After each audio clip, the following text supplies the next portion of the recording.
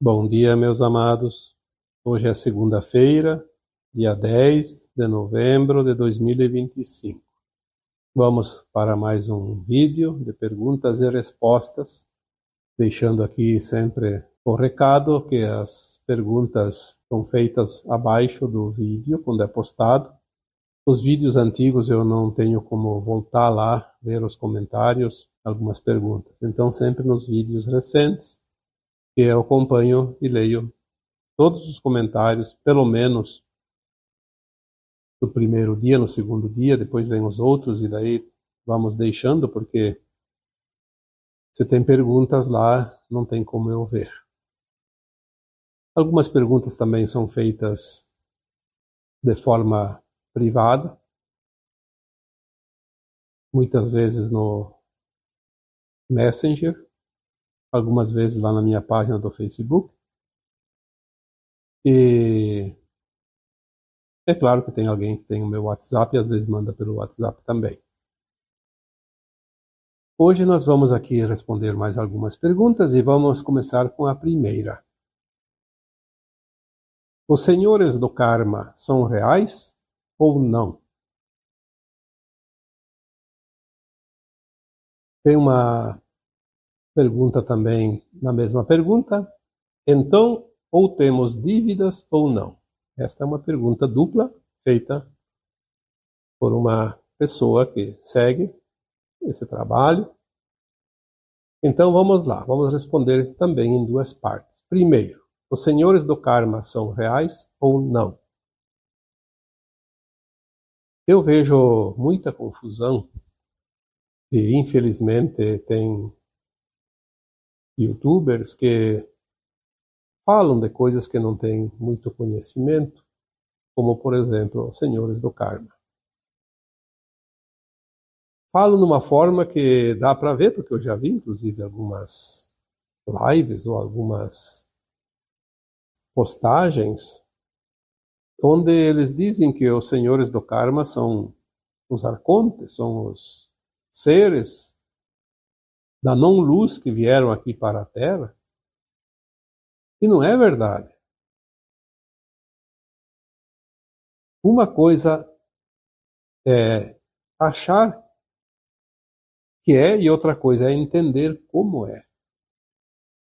Se nós não entendermos a vida como ela é, e a vida como ela é aquilo que a alma está aprendendo, fazendo e vivendo e desenvolvendo aqui nesse planeta. Nós somos uma consciência. A alma é uma consciência, uma super-alma é uma superconsciência. E um fractal, que é o nosso caso aqui num planeta de provas e expiações, é também um fragmento de consciência. Todas essas consciências, quando elas pertencem a uma mesma mônada, elas fazem parte de um mesmo espírito. O eu superior, o átomo semente divino ou a centelha de luz da fonte. Antes de uma parte dessa nossa consciência maior se desmembrar de uma alma e vir aqui experienciar e criar num mundo de provas e expiações, com uma limitação de consciência e quase ausência de luz e ainda com o véu do esquecimento enquanto está na atividade que é encarnada. Isso é uma escola das mais duras, porém uma das mais interessantes desta galáxia Via Láctea. Uma coisa é certa, todos nós, numa consciência mais elevada, fizemos fila para enviar uma parte da nossa consciência, que é esta que está na atividade aqui na Terra, porque é uma experiência fantástica. Todos sabiam das programações, do currículo dessa escola, e todos tinham a garantia do amparo e também a garantia que um dia retornariam a se integrar novamente à sua versão mais elevada de alma.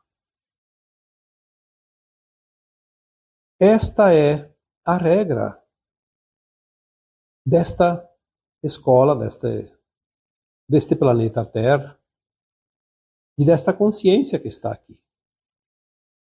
Minha, você e todos que estão aqui na Terra. Esquecemos porque é preciso esquecer para fazer algo novo, desenvolver, criar. É certo também que vieram os seres da non-luz, como os arcontes e seus parceiros de outros mundos inferiores, de estrelas que foram sequestradas pelas trevas, como a Terra foi aqui também, e que vieram aqui achar um campo fértil, porque a humanidade adâmica, essa humanidade se encontra aqui na Terra, é uma civilização adâmica, também conhecida como sexta raça, uma raça amorosa. E eles vieram aqui e tiveram a permissão, porque o Criador, as leis naturais dos mundos, permitiu, porque era uma oportunidade deles aprenderem com os humanos. Mas eles, como consciências mais elevadas, porém caídos, como anjos caídos, se compraziam no mal e aqui exploraram as consciências humanas a seu belo prazer. Mas nós sempre tivemos o livre-arbítrio e o amparo, então ninguém tem um poder maior que o nosso. Ninguém é mais poderoso que você. Nenhuma raça pode tripudiar em cima de você se você não permitir.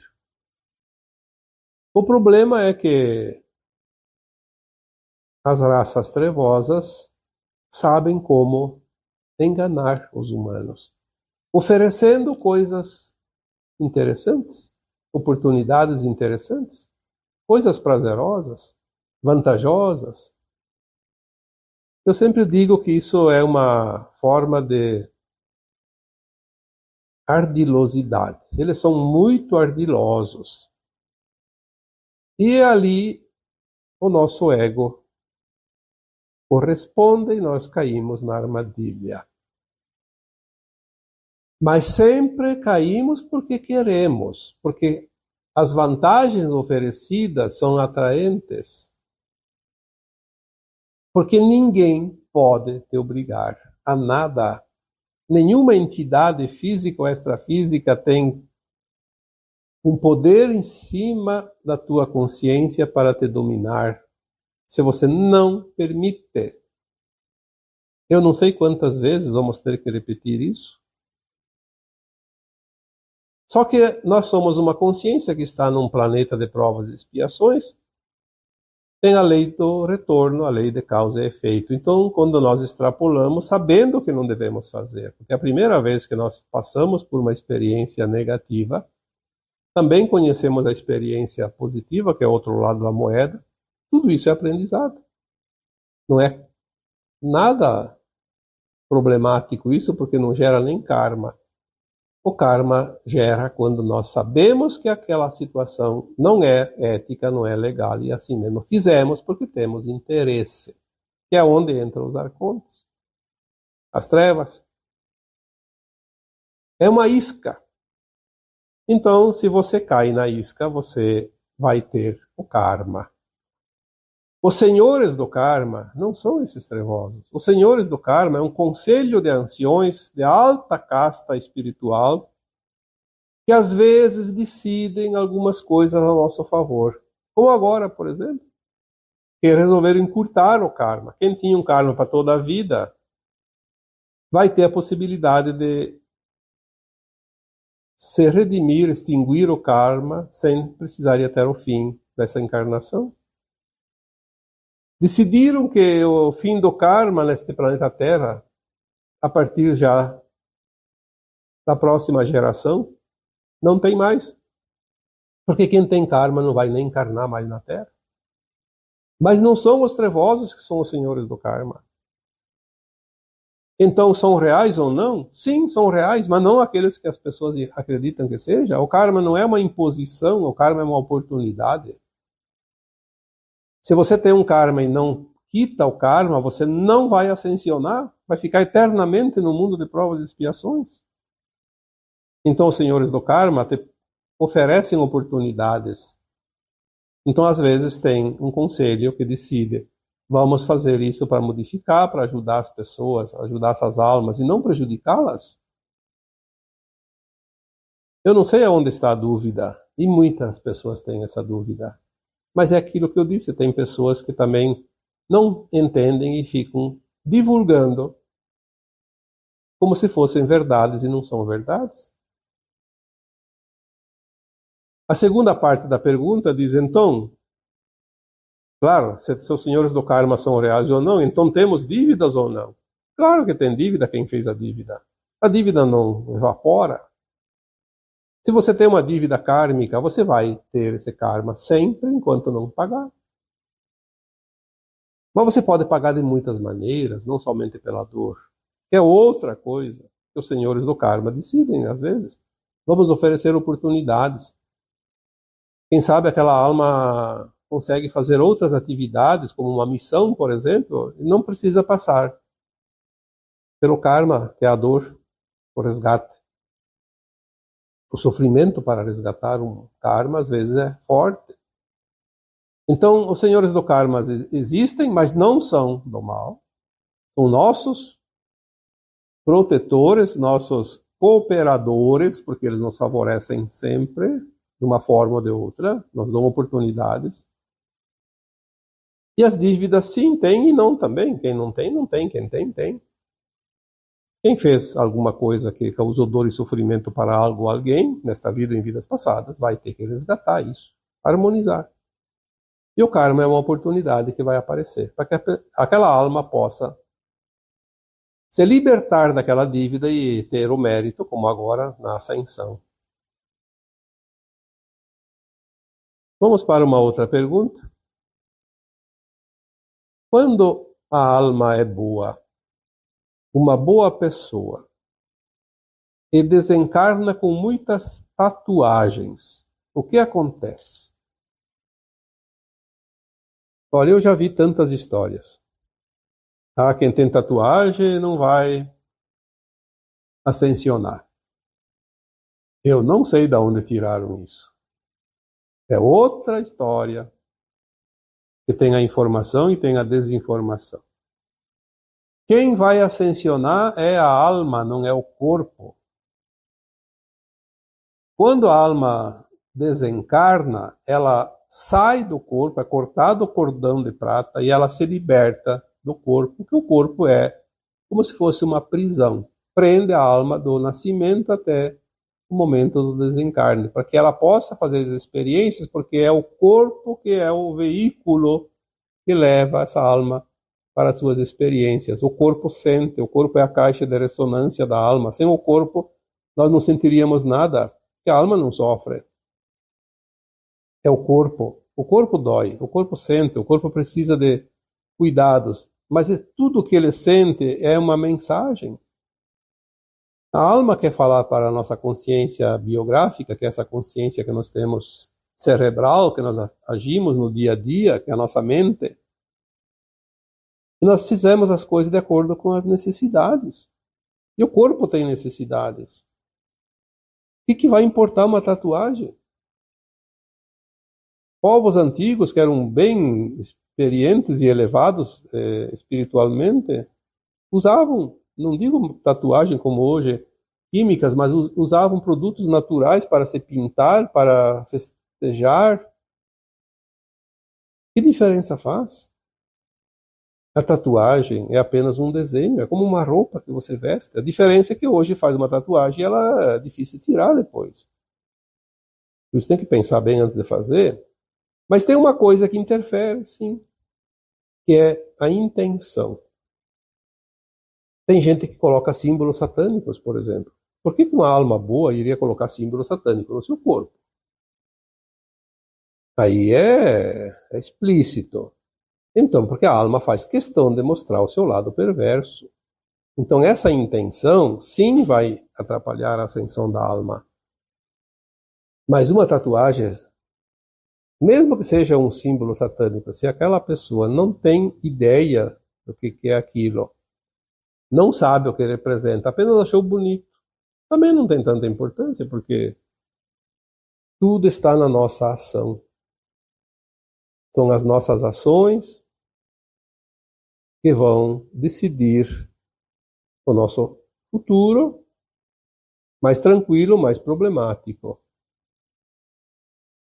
Então, uma tatuagem no corpo não significa para a alma praticamente quase nada. É claro que, como disse, se a intenção é colocar um desenho que vai mostrar algo de propósito, que não é da luz, aí não precisa nem de tatuagem. A própria consciência já é perversa. Porque o que vai evoluir ou não é a consciência, não é o corpo. O corpo vai se decompor e a tatuagem vai junto. Mas as intenções e as ações não ficam impressas no corpo da alma, no corpo etérico, que acompanha a alma após o desencarne e vai moldar o corpo físico numa próxima encarnação. É o modelo. Por isso nós temos as tendências das vidas passadas. Está impresso nos registros de alma. Então o que acontece com a alma se ela é boa?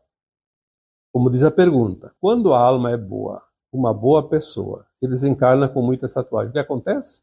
Não acontece nada de ruim. Porque é a alma que é boa, o corpo.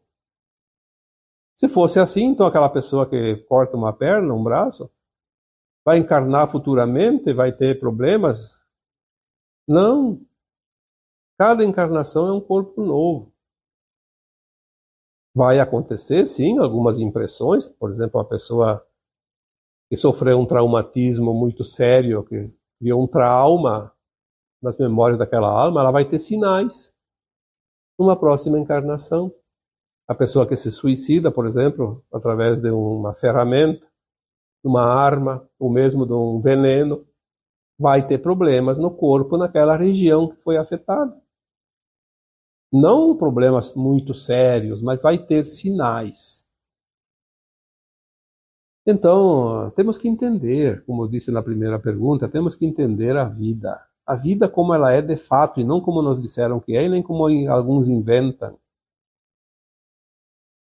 Entender as vidas passadas, entender o que acontece no futuro, mas de uma forma dentro das leis divinas, que são naturais e certeiras. E não aquilo que alguém quer impor através dos dogmas, através dos interesses. Acabou esse tempo do controle. Agora nós estamos nos libertando do controle. Mesmo quem vai para o exílio tem oportunidade de se libertar do controle, pelo menos esse restinho de vida que ainda tem. Não precisa mais ser controlado. Acabou a época do cabresto. Você é uma alma livre, sempre foi e sempre será, mesmo que vá para o exílio. Porque quem decide o teu destino, se vai ter que ir para o exílio, ou vai ter que pagar um karma, não é ninguém fora de você, é a tua consciência, a tua frequência. É bom que você saiba disso e é bom que se entenda isso. Mais uma pergunta. Gostaria que me explicasse sobre o sexo. É pecado? Podemos praticar só pelo desejo? Eu diria que o sexo é um tabu que foi criado para nos controlar. Mais uma forma de controle. Aliás, eu diria que quase tudo é controle até aqui, porque nós éramos, de fato, consciências muito limitadas. E quem tinha um pouquinho de consciência acima se aproveitava. Essa consciência acima veio junto com os arcontes. Eles tinham consciência de dimensões de quinta, sexta, sétima. Porque a consciência ela pode ser boa ou ruim em qualquer dimensão. Tem o livre-arbítrio. Quer cair como os anjos caídos? Cai, não tem problema. Vai ter um retorno duro pela frente, mas vai cair. Vai para mundos mais inferiores, vai ser o reizinho lá de vez em quando, embora não possa encarnar, mas tem o controle, tem o domínio. Isso dá alegria, dá prazer, dá satisfação para essas almas perversas. Então, o sexo é pecado? Não. E sim, depende como é feito. Existe o sexo sagrado e o sexo profano. O sexo sagrado, porque é um ato de amor, ele cria uma vida, ele gera novas formas, não só humanas, como o sexo entre animais ou entre as plantas. O sexo é a energia da criação. Por isso é uma energia poderosíssima. Como vai haver pecado? Então não se pode criar nada? A Terra seria um planeta estéril.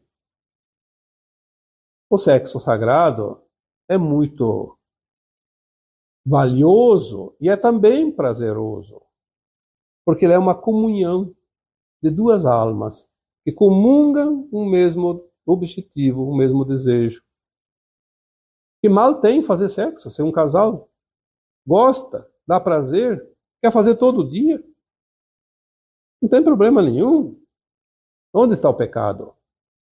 Agora, tem muitas almas encarnadas que são adeptas do sexo profano, de várias maneiras. Primeiro, explorando alguém.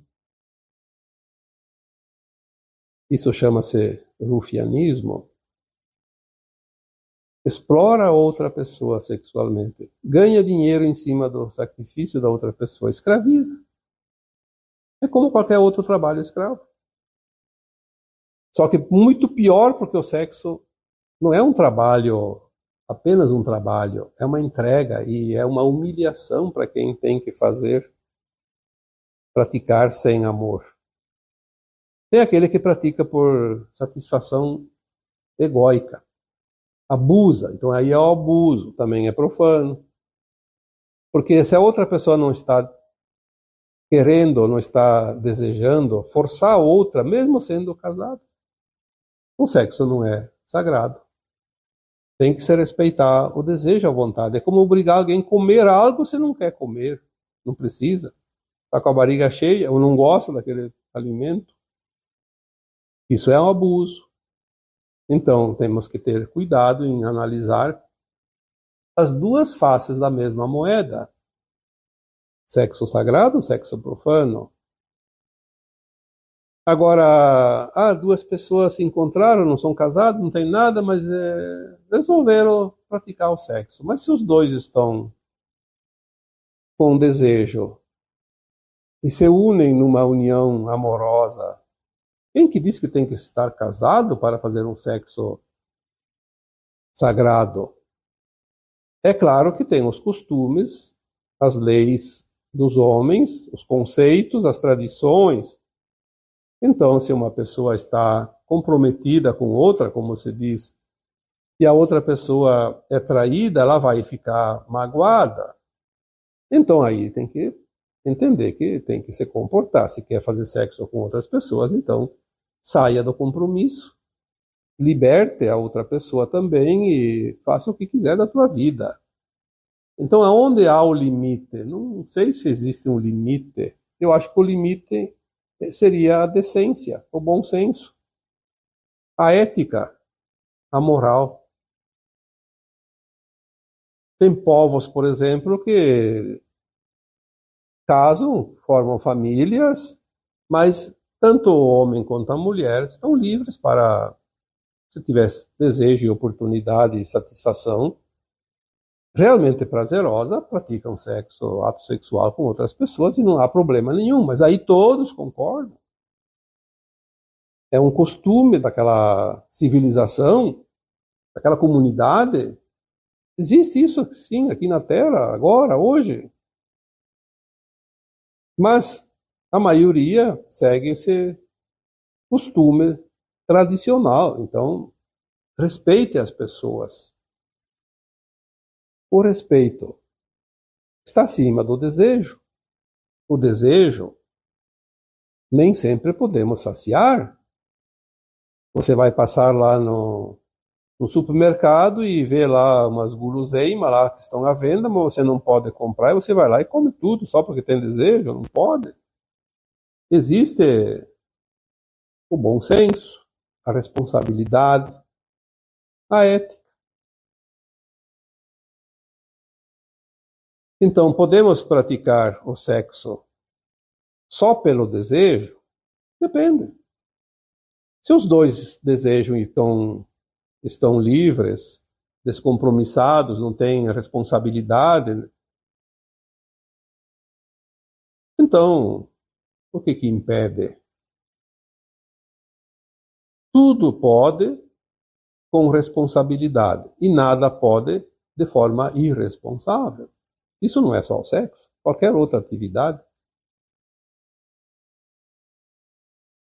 O sexo não é pecado. Quem criou a tarja de sexo que é pecado foram as religiões. E tem uma causa, tem um porquê. Não vou aqui colocar porque cria muita polêmica, mas foram as religiões que disseram que o sexo é pecado. Sexo nunca foi pecado. Se fosse pecado, nem o Jesus Cristo teria filhos, porque dizem as informações que Maria, mãe de Jesus Cristo, concebeu sem a conjunção carnal com o José. Ela engravidou porque o Cristo era uma alma muito elevada, ele era um avatar, ele se corporificou no ventre de Maria, ele não foi gerado pelo espermatozoide e pelo óvulo, como todos aqui ainda nascem, como é conhecido. É o futuro. Ele mostrou o futuro. O futuro, na verdade, o futuro nem vai ser assim, vai se corporificar já adulto. Mas é uma forma de entender que isso já foi possível há 2000 anos. Então, o pecado não é. Pelo contrário, é sagrado. Deveria ser, ao menos. Só não é sagrado quando é profano, porque não é feito com as regras da ética e da moral. Mais uma pergunta? Poderia dizer qual a sua religião? Pela sua mediunidade, é espírita? Bom, eu não gosto de falar de mim, porque quando eu falo para vocês, eu gosto de falar de vocês para vocês. Porque eu estaria prestando um serviço para vocês quando eu trago informações que interessam a vocês e não a mim. A minha religião, a minha forma de vida, tudo é coisa que diz respeito apenas a mim mesmo. Mas como curiosidade, já que é uma pergunta, e eu não gosto de deixar as pessoas sem respostas, porque eu acho falta de respeito, então vamos responder, porque não é uma pergunta ofensiva, não ofende ninguém, nem a mim. Eu acho que as religiões, elas fazem parte de um processo em um determinado tempo para cada alma encarnada. Passamos os tempos das religiões, sim.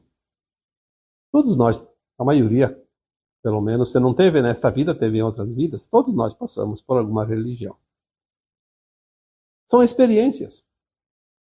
Mas agora, quando a Terra terminar a transição, não vai haver religião nenhuma, vai ser uma coisa só, a espiritualidade. Nós somos almas. Nós temos dentro de nós o Deus, que é a luz. E aqui nesse planeta de provas e expiações tivemos também a sombra, que são as trevas. Nós somos luz, somos sombras. Então nós temos o Deus da luz e o Deus da sombra. Sempre tivemos. Só que a religião diz que você tem que acreditar apenas no Deus que é aquela religião. E tem religiões que o Deus dela é um, da outra é outro, e um é melhor que o outro. E se Deus não existe como entidade, é apenas uma consciência, é uma só. É uma consciência una. Inclusive não só aquilo que nós acreditávamos que era Deus. Deus Pai, Deus Mãe, Deus Filho em um. Isso é o uno. E nós somos uma partícula, uma semente deste uno. Então nós também somos deuses, porque o todo está na parte e a parte está no todo. E tudo é consciência e nós somos consciência também. Limitada, obviamente. Então a religião hoje não importa. Cada um se sente bem naquela que frequenta e deve continuar naquela que frequenta enquanto se sentir bem. Quando se sentir que lá já não tem mais nada a aprender, Vai fazer o quê? Perder tempo? Eu nasci numa família cristã, católica, apostólica, romana. Então, no início, no meu tempo, eu segui essa religião porque era de família e a gente acreditava nisso e aprendi nisso algumas coisas também. E servem, sim, servem até hoje. Mas com o tempo eu comecei a entender que a religião não está no templo e sim dentro de nós. Então eu tenho o meu templo pessoal. Eu tenho que frequentar esse templo, a minha alma. E quando eu comecei a desenvolver o conhecimento das normas kardecistas, porque o Allan Kardec codificou o espiritismo, isso serve para... Eu acho que deveria servir para todas as pessoas, mesmo frequentando a sua religião, deveria entender a codificação de Kardec, o espiritismo, porque ele não vai mudar os teus conceitos, ele vai te explicar de uma forma muito mais profunda, até para você entender a tua religião, independente de qual que seja. Mas existe essa coisa de, não, espiritismo é religião. Não, espiritismo não é religião, é uma filosofia, é uma doutrina que nos mostra quem somos. Ela não faz mudar o conceito religioso. Eu não frequento a igreja católica hoje porque ela não me agrega mais. Mas eu, às vezes, sou convidado para um casamento, para um batizado, eu vou, não tem problema nenhum. Eu me sinto bem dentro de uma igreja, como eu me sinto bem em qualquer tempo. Eu sou espírita porque eu entendo que nós somos almas, e almas é entendido como espírito, então todos nós somos espíritos.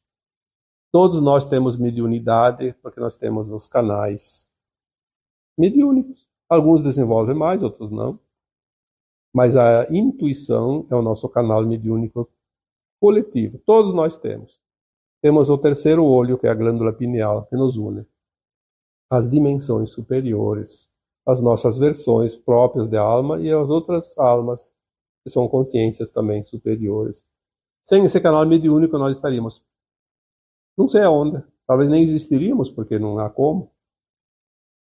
Então é preciso compreender a mônada, o espírito, quem somos, o eu superior, o átomo semente divino, a centelha de luz da fonte, a partícula divina que somos. Somos deuses, sim. Independente da crença. Temos aqui mais uma perguntinha. A Terra é um planeta prisão? Não. Não é planeta prisão. Quem diz o contrário não está sabendo o que é um planeta prisão. E por que a Terra não é prisão? Porque nós somos livres. Nós viemos aqui experienciar numa escola de provas e expiações, mas quando nós completamos o nosso aprendizado, nós fazemos a ascensão. Muitas almas ascensionaram antes da transição planetária final e foram para planetas de quinta dimensão, de regeneração, não mais de provas e expiações. Então a Terra não é prisão. Nada prende nós aqui a não ser um compromisso que nós assumimos de aprender. Este curso, se nós viemos aqui, é como uma faculdade, você passou no vestibular, você frequenta a faculdade, você não está numa prisão. Mas se você não completa, você não ganha o diploma. É assim que estamos aqui na Terra. Não estamos aprisionados, estamos aqui condicionados a concluir o curso para ganhar o diploma da ascensão. Nos transformar em mestres ascensos. Planeta prisão é um planeta que vai ter um destinado, já está preparado, já sempre esteve preparado, na verdade, para certas almas aqui encarnadas na Terra que não tem mais recuperação. Nem no mundo de provas e expiações futuro eles não conseguem voltar à sua essência, pelo menos para se redimir. Muitos humanos agora vão para um planeta prisão ao desencarnar. Este sim é prisão. Não vai sair de lá de jeito nenhum enquanto ele não fizer pelo menos um esforço para tomar consciência que ele precisa recomeçar do começo novamente no mundo de provas e expiações. Ele vai ter que lapidar o seu ego inflado até ele ficar razoável, aceitável no mundo de provas e expiações, porque os próximos mundos de provas e expiações não vai ter o mal como teve aqui na Terra. Não vai ter os arcontes e seus asseclas. Então eles são um elemento perigoso, um elemento contaminador que não pode entrar nesses mundos de provas e expiações onde vão os exilados da Terra, porque eles são muito perigosos. Então eles vão para uma prisão se lapidar, vão sofrer até, como se diz no popular, até pedir água. Vai pedir água, socorro. Aí vai ter um conselho, sim, de anciões, como se fosse os senhores do karma, e vão dizer: agora você está pronto para começar de novo, no mundo de provas e expiações, como era a Terra há milhões de anos atrás, anterior à idade da Pedra Lascada. Um planetinha bem atrasado, vai lá desenvolver, vai lá ajudar, vai aprender as lições que não quis aprender aqui na Terra. Então existem esses planetas prisões, sim, mas a Terra não é um planeta prisão, porque tem o livre-arbítrio, a liberdade, cada um sai quando quiser. Claro que tem as portas. Não vai poder explodir as paredes, vai ter que sair por uma porta. O portal tem o tempo da ascensão ou do exílio. Agora tem o tempo final dessa transição planetária, então vai se definir quem sobe e quem não sobe. Para finalizar aqui, uma pergunta que é feita muitas vezes, e essa semana aqui, hoje mesmo, eu vi muitas perguntas. Cremar ou enterrar os corpos? É outra polêmica. Ah, não pode cremar porque a alma vai sofrer ver o corpo sendo queimado.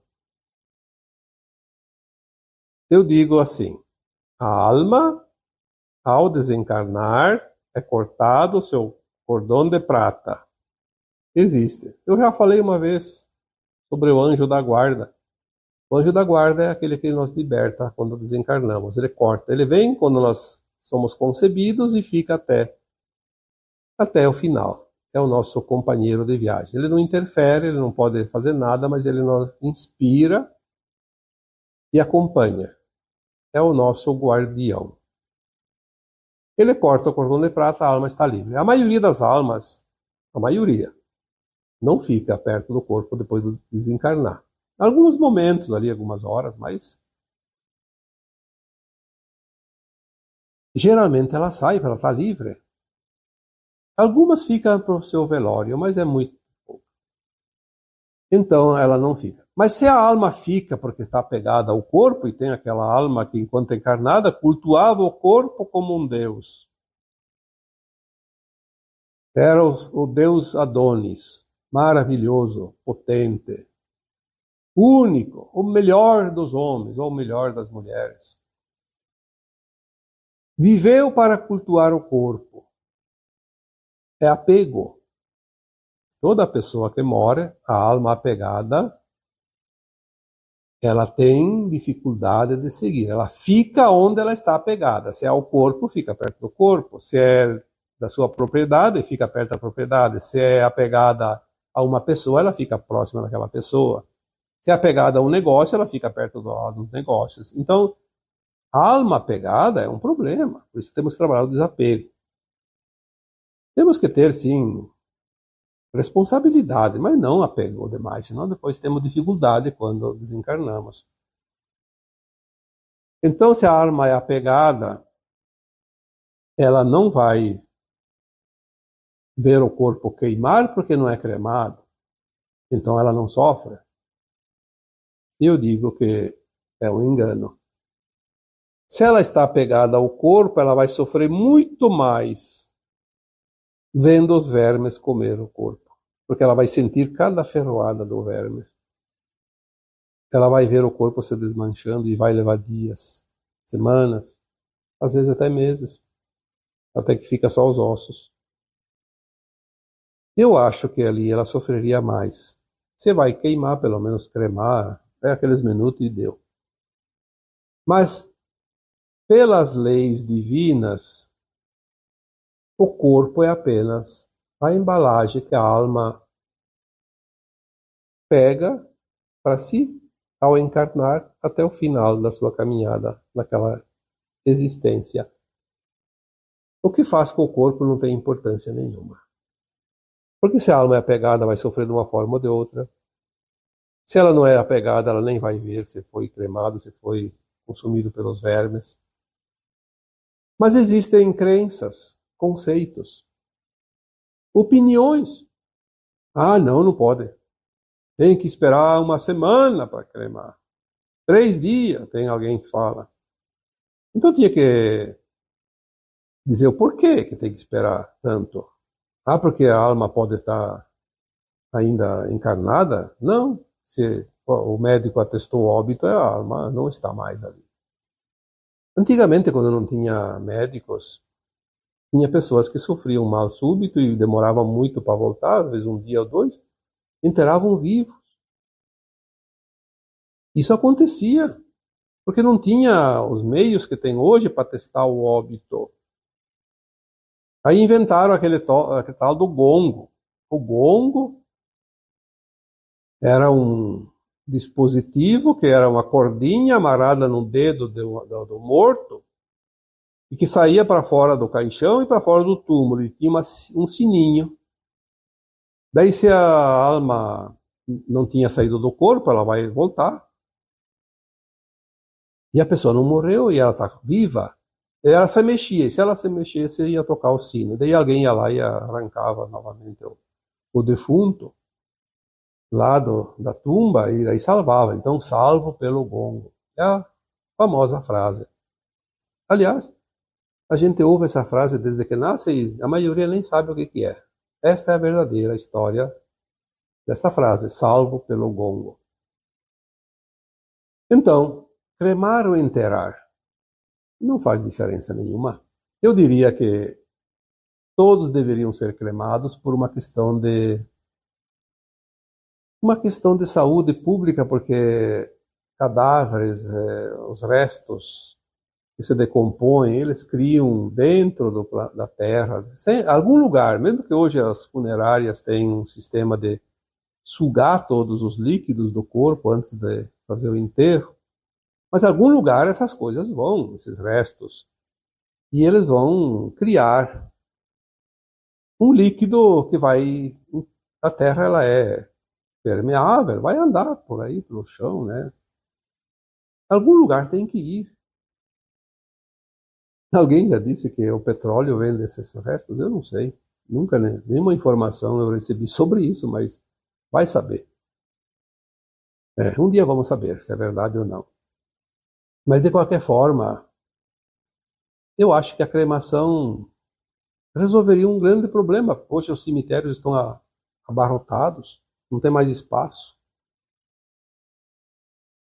É uma questão de escolha. Se eu quero ser cremado, eu vou ser cremado porque é um pedido meu e a família tem que aceitar. Se eu não peço, a família decide cremar, não tem problema. Você vai enterrar, porque depois tem que ter o cemitério para ir lá rezar pelo morto. Você pode rezar pelo morto onde você estiver. O morto não está no cemitério. Lá está o corpo, está apodrecendo. A alma está em qualquer lugar e ela vai saber se você está rezando para ela ou não. A alma foi para uma outra dimensão acima. Ela sempre sabe dos que estão abaixo. Ela vai ficar feliz quando alguém lembra dela, carinhosamente, não rezando com tristeza e lamentando a ausência. Quando lembra os bons momentos vividos, a alegria de ter tido a oportunidade de conviver por um tempo com aquela pessoa. É como uma visita que chega à tua casa, uma visita esperada, fica 2, 3 dias, você fica feliz, depois ela vai embora, você não vai lamentar, se descabelar por causa disso. Vai lembrar que bom aquela visita, que alegre, que beleza. aqueles bons momentos, e assim é a vida de quem está próximo de nós. Temos que começar a trabalhar mais o que é real e não o que é ilusão. E aí nós mudamos os conceitos, porque se nós não mudarmos o conceito, nós sofremos. Ainda a gente acredita que a morte é o fim, a separação é para sempre, e não é verdade. O outro apenas foi para uma outra dimensão. Daqui a pouco nós nos encontramos de novo. E tudo segue, porque a vida continua sem fim. Não há fim. E agora eu vos deixo com o meu abraço de luz em cada um de vocês. Namastê.